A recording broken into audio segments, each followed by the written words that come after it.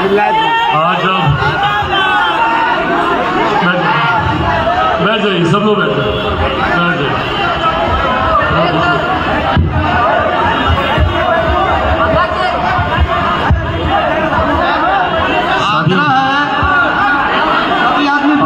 इधर भी कुछ महिलाएं हैं, तो बोलने नहीं दे रहा है। आज आप लोगों के बीच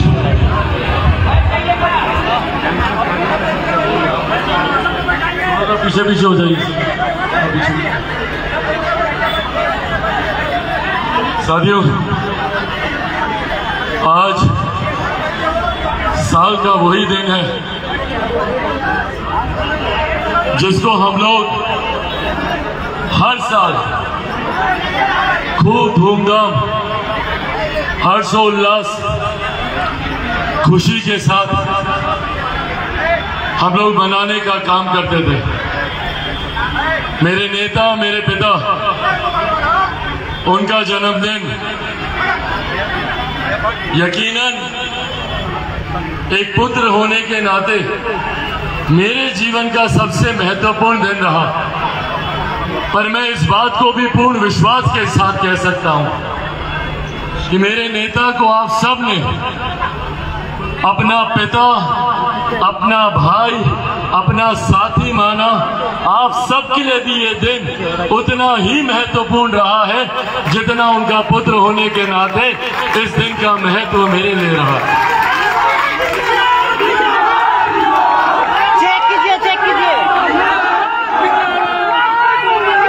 कभी सोचा नहीं था कि उनके जाने के बाद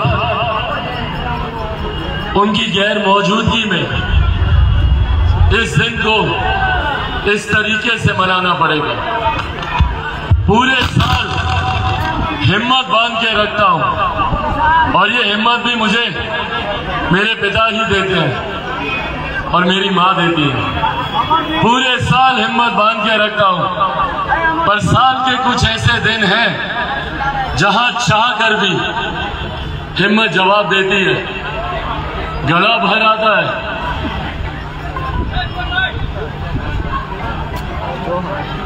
और पिता की याद सीमाएं पार कर जाती है। पर आज जब वो नहीं है, आप सब मेरे पार्टी के तमाम साथियों ने, मेरे पार्टी के तमाम वरिष्ठ नेताओं ने, जिन्होंने मेरे पिता के साथ कंधे से कंधा मिलाकर चला, यहाँ पर इस भीड़ में मौजूद आप सब ने उन्हें अपने भाई, अपने बेटे की तरह रखा। तमाम उन साथियों ने न सिर्फ मेरी हिम्मत बांधी, बल्कि मेरी विपरीत परिस्थिति में आप लोगों ने मेरा पिता बनकर मुझे अपने सर आंखों पर बैठाने का काम किया, मुझे अपने कंधों पर।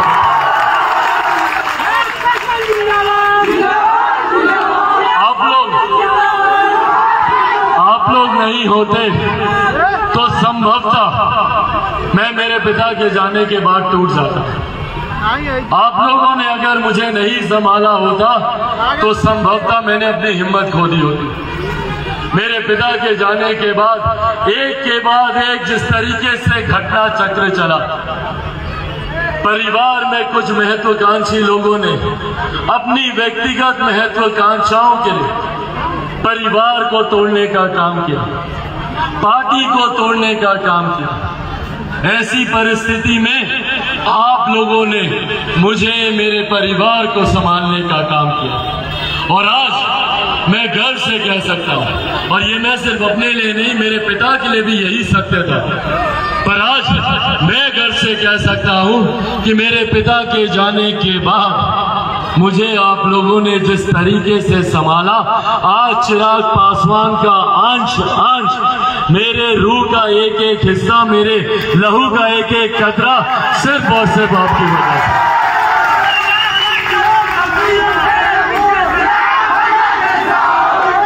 मेरे पिता के जाने के बाद कई तरीके के आरोप मुझ पर लगाए गए, कई तरीके की बातें मेरे परिवार के बारे में कही गई। यहां तक कहा गया कि मैंने अपने पिता के अंतिम दिनों में ना जाने उनके साथ क्या बर्ताव किया। सोचिए पुत्र होने के नाते कितनी पीड़ा होती है। अभी आपके पिता की चिता की आग रात तक ठंडी नहीं हुई और सिर्फ राजनीतिक महत्वाकांक्षाओं के लिए आपके बारे में क्या क्या शब्दों का इस्तेमाल किया गया, क्या क्या बातें नहीं कही गई। मेरे पिता के प्रति बहते आंसुओं तक को झूठा कहा गया। पर इन तमाम बातों से लड़ते हुए, इन तमाम बातों से जूझते हुए सिर्फ और सिर्फ एक लक्ष्य की ओर आगे बढ़ रहा हूं। मेरे जीवन का सिर्फ एकमात्र लक्ष्य है, एकमात्र उद्देश्य है, मेरे नेता, मेरे पिता आदरणीय रामविलास पासवान जी के तमाम अधूरे सपनों को पूरा करना और सिर्फ उसी लक्ष्य के साथ मैं आगे बढ़ा। कुछ लोग कहते हैं कि चिराग पासवान हाजीपुर क्यों जाता है, क्यों हाजीपुर जाता है, क्या लेना देना चिराग पासवान का हाजीपुर से, क्यों नहीं आऊं मैं हाजीपुर? पूछिए उन लोगों से। हाजीपुर मेरी धरती है, हाजीपुर मेरी माँ है, हाजीपुर का अंश हूं मैं। मेरे नेता ने हाजीपुर को अपनी माँ का दर्जा दिया। मेरे नेता हाजीपुर के अंश हैं, मैं मेरे पिता का अंश हूं, इस नाते मैं भी हाजीपुर का अंश हूं, हाजीपुर का बेटा हूं मैं। और जब तक जीऊंगा, जब तक मेरे शरीर में सांस रहेगी, मेरे लहू का एक एक कतरा सिर्फ और सिर्फ हाजीपुर के लिए समर्पित रहेगा। ये वादा आप लोगों से करके जाता हूं। मेरे मीडिया के तमाम पत्रकार साथी, मेरे मीडिया के तमाम पत्रकार साथी आज सुबह से ये सवाल मुझसे पूछ रहे थे कि क्या आज हाजीपुर से आप शंखनाद कीजिएगा, क्या चुनाव का शंखनाद आप हाजीपुर की धरती से आज कर कर जाइएगा। भैया जो धरती मेरी है, जो घर मेरा है, वहां से शंखनाद क्या करना, यहां से सीधा रण का आगाज होगा। आज यहां से शंखनाद नहीं, यहां से आगाज करके जाता हूं कि आने वाला समय सिर्फ और सिर्फ लोक जनशक्ति पार्टी रामविलास का।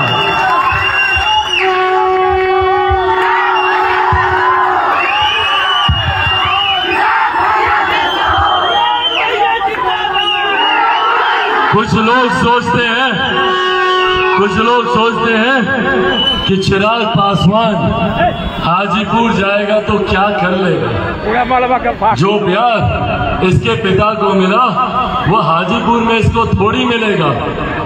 अब आप लोग मुझे जवाब दें, जो प्यार, जो आशीर्वाद आप लोगों ने हमेशा मेरे नेता, मेरे पिता को दिया, क्या वो प्यार, वो आशीर्वाद मेरे लिए है?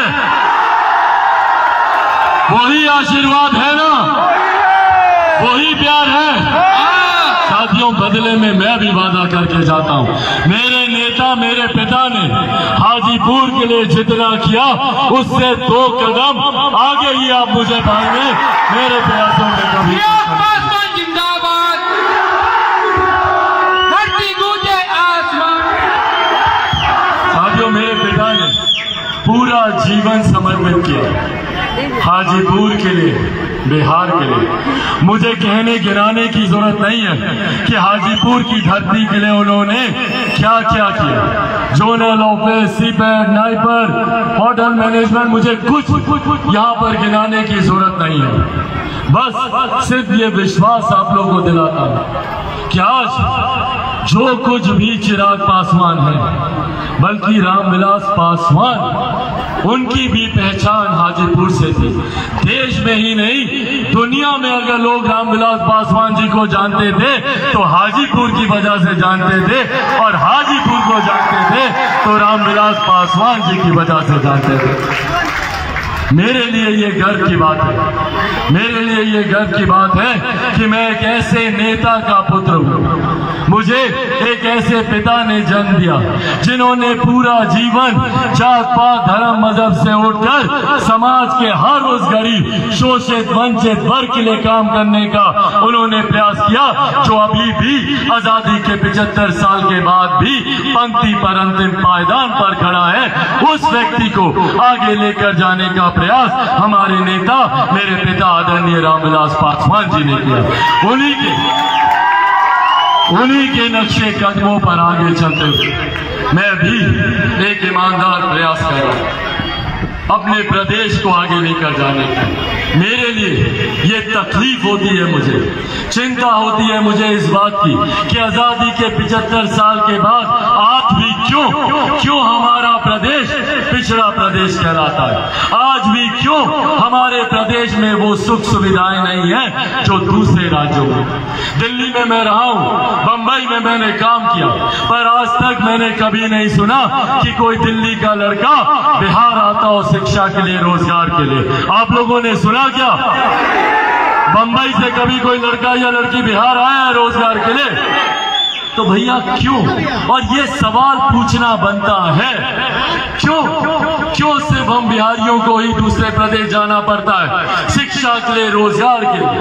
महिलाएं मौजूद हैं यहाँ पर, उनको मैं देखता हूँ, बुजुर्गों को मैं देखता हूँ दिल्ली में एम्स के सामने लाइन लगाकर खड़े रहेंगे दिनों दिन तक डॉक्टर से मुलाकात करने के लिए। क्यों ये स्वास्थ्य सेवाएं हमें हमारे प्रदेश में नहीं मिलती?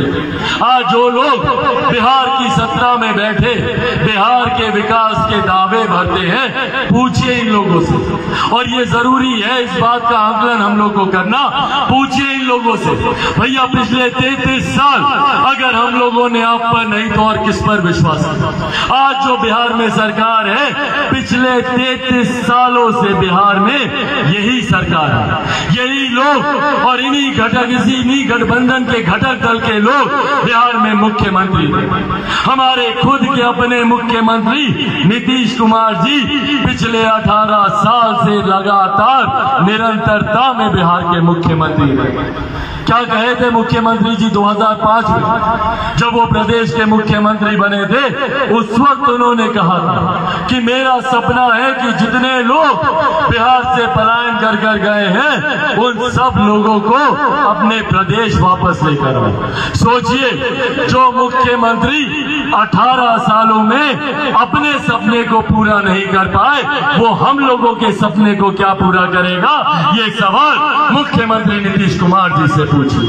जरूरी है इस सरकार से ये सवाल करना कि इतने सालों के बाद आज भी क्यों बिहार एक विकसित राज्य नहीं बन पाया। जाइए दिल्ली, बंबई, गुरुग्राम, नोएडा, चमचमाते शहर, वहां पर लोग विकास की बात करेंगे तो मल्टीप्लेक्सेस, मेट्रो, बुलेट ट्रेन की बात होती है। और हमारे बिहार में आज भी अगर हम लोग विकास की सोच रखते हैं तो हमारी सोच सीमित होकर रह जाती है कि कैसे मेरे आंगन में एगो चापाकल लगे, कैसे हमारे गांव में एगो ट्रांसफार्मर लगे, कैसे हमारे घर के सामने नली गली बने। ये सोच बिहार की सीमित होकर रही। आज बड़ी बड़ी शक्तियां भैया क्यों चिराग पासवान को समाप्त करना चाहती हैं? क्यों बड़ी बड़ी ताकतें चिराग पासवान के पीछे पड़ी है? क्यों? क्योंकि चिराग पासवान यही सवाल मुख्यमंत्री नीतीश कुमार जी से करते हैं। आज पूरी ताकत इकट्ठी कर पूरी सरकार आज एकजुट होकर चिराग पासवान को समाप्त करना चाहती है, चिराग पासवान की राजनीतिक हत्या करना चाहती है। क्यों भैया? क्या कसूर है चिराग पासवान का? चिराग पासवान का कसूर बस इतना ही है ना कि चिराग पासवान बिहार में बेहतर शिक्षा की बात करता है, बिहार में ही युवाओं को रोजगार दिलाने की बात करता है, बिहार में उद्योग खुलवाने की बात करता है, बिहार में बेहतर स्वास्थ्य सेवाओं की बात करता है, किसानों के बेहतर हालात की बात करता है, मजदूरों के अधिकारों की बात करता है, बुजुर्गों के भविष्य की बात करता है, महिलाओं के सम्मान की बात करता है। यही कसूर है ना चिराग पासवान। और इस कसूर के लिए बड़ी बड़ी शक्तियां एकजुट होकर चिराग पासवान को समाप्त करने में लगी। कैसे करेंगे भैया चिराग पासवान को समाप्त? चिराग पासवान के खिलाफ ना तो कोई आय से ज्यादा संपत्ति है, ना कोई कोर्ट कचहरी में मुकदमा चल रहा है, तो कैसे करिएगा समाप्त? तो उसके लिए एक षड्यंत्र रचा जाए। क्या षड्यंत्र? कि भाई चिराग पासवान के परिवार को तोड़ दो, चिराग पासवान टूट जाएगा। नहीं टूटा चिराग पासवान। फिर इन्होंने षड्यंत्र रचा कि इसकी पार्टी को तोड़ दो, चिराग पासवान टूट जाएगा। नहीं टूटा चिराग पासवान।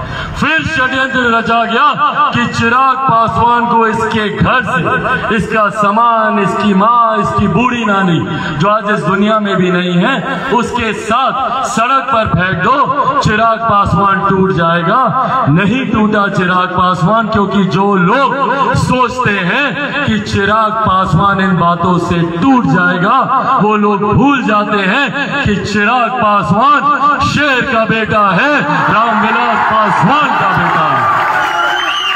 भैया ना टूटने वाला हूँ, ना झुकने वाला हूँ, और डरता तो भैया मैं किसी से नहीं हूँ।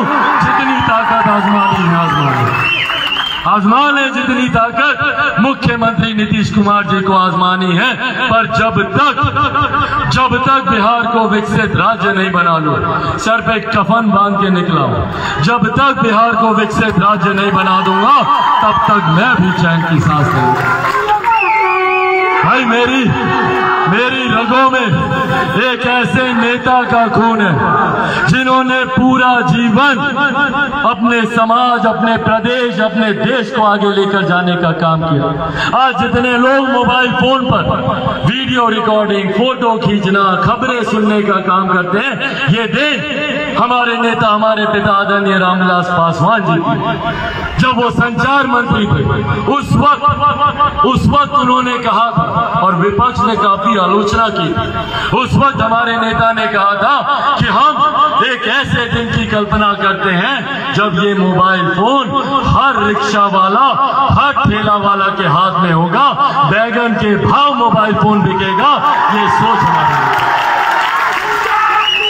और आज हकीकत है, हाथ हाथ में मोबाइल फोन है। वो रेलवे में गए हो, सरकारी नौकरी देने की बात हो, या जिस विभाग में गए हो, शायद ही कोई ऐसी जाति, ऐसा धन, ऐसा वर्ग के लोग हो जिसके लिए हमारे नेता आदरणीय रामविलास पासवान जी ने काम करने का प्रयास न किया। आज जितने लोग डॉक्टर बाबा साहेब भीमराव अंबेडकर जी के नाम बुलाते नहीं थकते।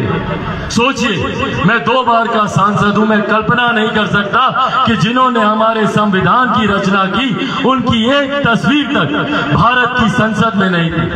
89 से पहले, जब तक हमारे नेता पहली बार श्रम एवं कल्याण मंत्री नहीं बने, सबसे पहला काम उन्होंने भारत की संसद में डॉक्टर बाबा साहेब भीमराव अंबेडकर जी का तैलचित्र लगाकर उनको सम्मान देने का काम किया। आज हम लोग गर्व से बोलते हैं भारत रत्न डॉक्टर बाबा साहेब भीमराव अंबेडकर। भारत रत्न दिलवाने का काम हमारे नेता आदरणीय रामविलास पासवान जी ने किया।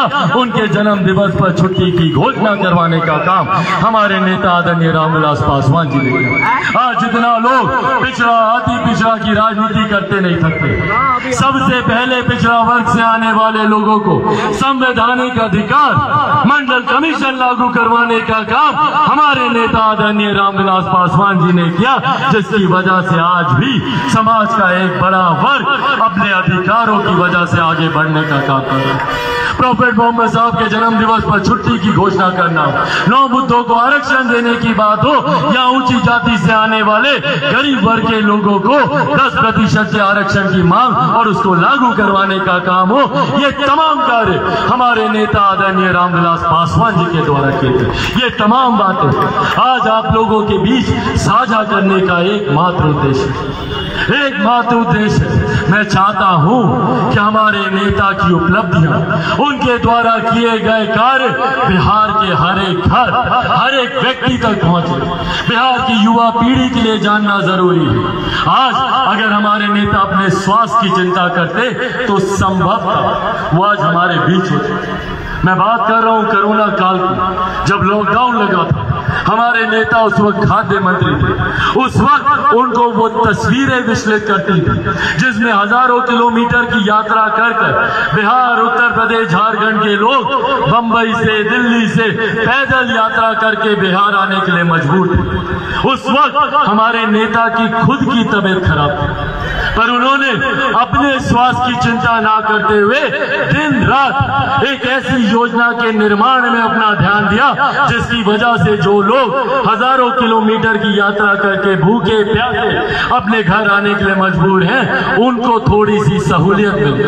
रात रात भर जागकर, मैं पुत्र हूं उनका, मुझसे बेहतर कौन जानेगा, रात रात भर उस खराब स्वास्थ्य में भी जागकर उन्होंने इस योजना का निर्माण किया और अगले दिन सुबह सीधा प्रधानमंत्री के पास गए। और आज ये हमारे नेता आदरणीय रामविलास पासवान जी की ही देन है कि प्रधानमंत्री गरीब जन कल्याण योजना के तहत आज देश भर में 81 करोड़ लोगों को मुफ्त में राशन दिया जा रहा है। ये सोच हमारे नेता आदरणीय रामविलास पासवान जी की थी।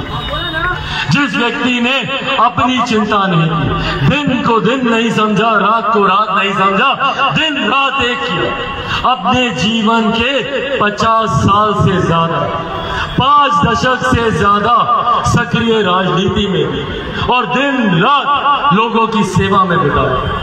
मेरे लिए भी ये गर्व की बात है भाई। आज मुझे गर्व होता है कि मेरे नेता, मेरे पिता ने 5 दशक से ज्यादा सक्रिय राजनीति में दिए, पर 50 साल राजनीति में देने के बावजूद कोई मेरे पिता पर 1 रुपया तो क्या 1 पैसे तक का आरोप नहीं लगा सकता। इस बात का मुझे गर्व है।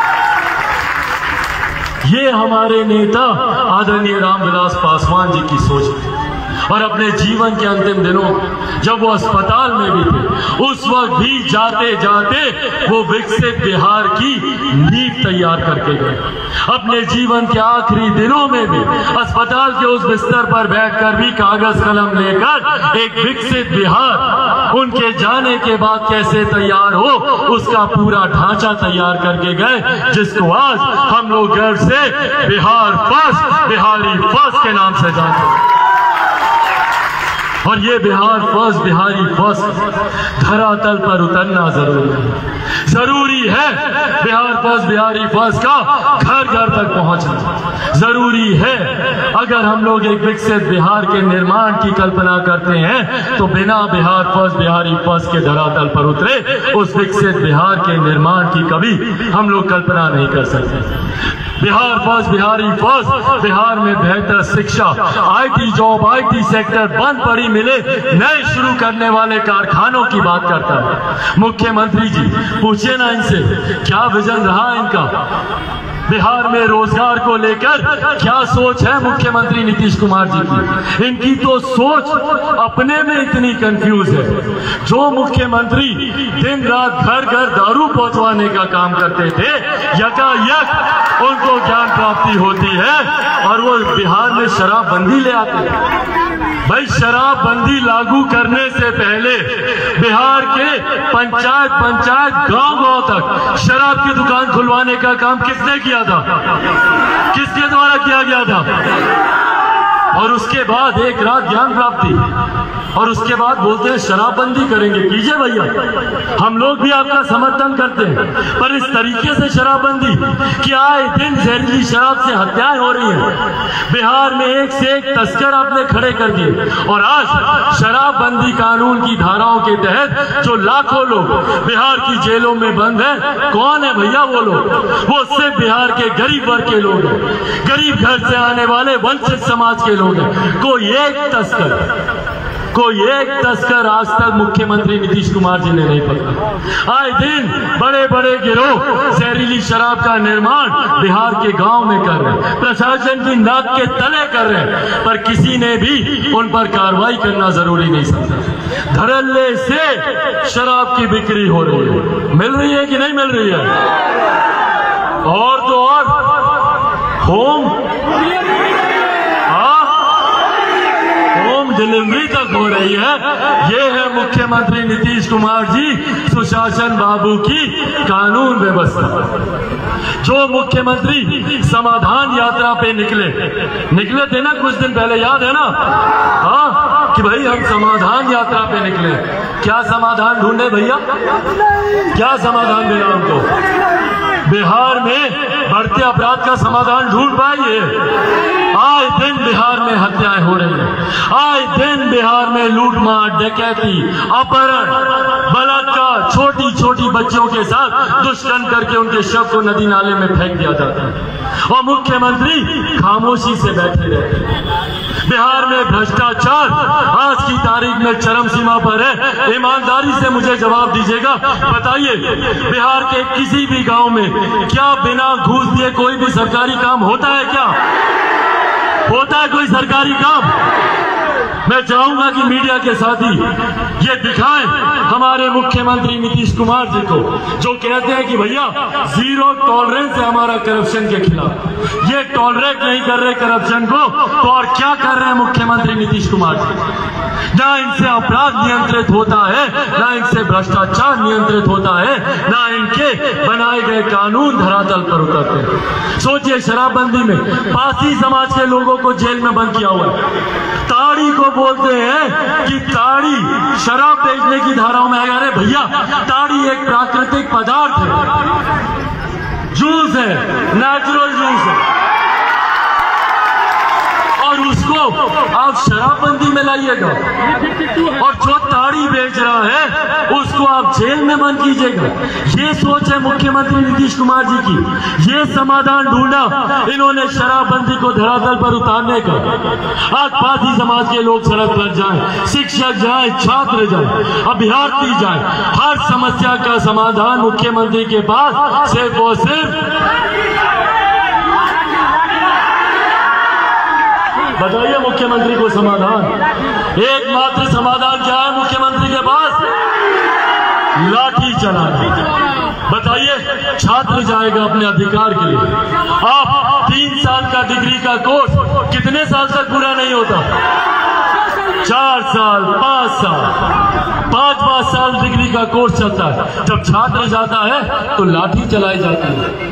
जब शिक्षक अपनी मांगों को लेकर जाता है तो लाठी चलाई जाती है। और शिक्षक भर्ती, अरे बीपीएससी तो अब बोले हैं भैया, इससे पहले सीटेट बीटेट 3 साल लटका है और फिर बोले कि बीपीएससी से लेंगे। और अब जब बीपीएससी हो गया तो अब उसमें से क्या हटा दिए? डोमिसाइल को हटा दिए। बोले कि भैया देश भर का लोग आएगा। काहे आएगा भैया?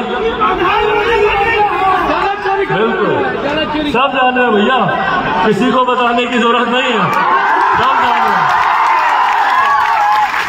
क्योंकि मुख्यमंत्री जी को प्रधानमंत्री बनने का सपना दिखा है तो अब उनको देश भर के लोगों को बुलाना है और डोमिसाइल नीति को हटाकर देश भर को दिखाना है कि देखिए, लाख, सवा लाख, 1.5 लाख लोगों को हम अपने बिहार में रोजगार दिए। ये भूल जाते हैं कि बिहार के करोड़ों लोग आज भी दूसरे प्रदेशों में लाठी खा रहे हैं और अपमानित होने का काम कर रहे हैं। जितने विपक्षी दल के नेता यहाँ इनकी बैठक के लिए आए थे, एक बार भी उन दल के नेताओं ने पूछा कि भैया काहे इतना बिहारी हमारे प्रदेश में है? अगर आपके बिहार में इतना ही विकास हुआ तो काहे बिहारी भैया दिल्ली में घूम रहा है, बंबई में घूम रहा है, गुरुग्राम, बेंगलोर में काम कर रहा है, रोजगार कर रहा है? काहे क्या भैया ये लोग वहां पर? बिहार में रोजगार दीजिएगा नहीं, देश भर में मजदूर बनने के लिए छोड़ दीजिएगा। ये सोच मुख्यमंत्री नीतीश कुमार जी की। और इनके शिक्षा मंत्री भैया 4 कदम आगे। हाँ, क्या बोले शिक्षा मंत्री कि बिहार में कोई इस लायक ही नहीं है कि शिक्षक बन जाए। अपने ही बिहारियों का अपमान करते हैं। तो भैया 40 साल से तो आप लोग सत्ता में बैठे हैं, काहे ऐसे छात्र को नहीं पैदा किए? काहे ऐसी शिक्षा नहीं दिए कि वो छात्र पढ़ाओ के शिक्षक बन जाए? और आज दूसरे पर ये उंगली उठाने का काम करते हैं। हकीकत है कि मुख्यमंत्री के पास अब कोई विजन नहीं। मुख्यमंत्री नीतीश कुमार जी के पास बिहार के विकास को लेकर और खास तौर पर युवाओं के भविष्य को लेकर अब उनके पास कोई नीति, कोई कानून नहीं बचा। और मुख्यमंत्री भैया चाहते भी नहीं है, वो चाहते भी नहीं है कि बिहार का युवा पढ़ लिख जाए, क्योंकि अगर बिहार का युवा पढ़ लिख गया तो वो भी मुख्यमंत्री जी से सवाल करेगा, जैसे आज चिराग पासवान मुख्यमंत्री जी से सवाल कर। डरते हैं मुख्यमंत्री नीतीश कुमार जी, डरते हैं इस बात से कि बिहार का युवा कल को सड़क पर आ गया तो हमारे साथ क्या होगा। और हमारे बारे में कहते हैं कि भैया इसको सत्ता का लालच है।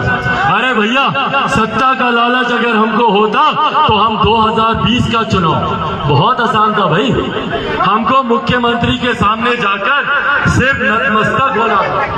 अगर हम मुख्यमंत्री, एक मिनट, अगर हम मुख्यमंत्री के सामने जाकर अगर हम नतमस्तक हो जाते, इनकी गलत नीतियों के सामने अगर हम समर्पण कर देते, तो भैया आज बिहार में हमारे 4 मंत्री होते, केंद्र सरकार में हम खुद मंत्री होते।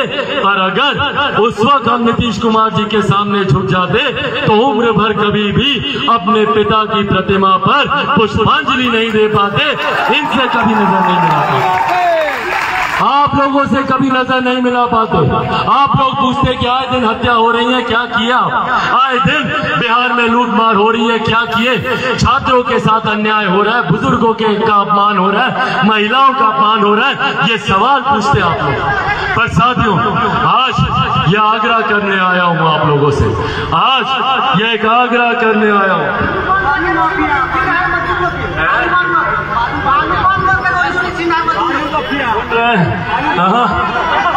बालू के अलग ही इन्होंने बवाल भैया मुख्यमंत्री जी ने मचा कर रखा है। कोई ऐसा वर्ग नहीं है जो मुख्यमंत्री जी से आज की तारीख में प्रताड़ित नहीं है।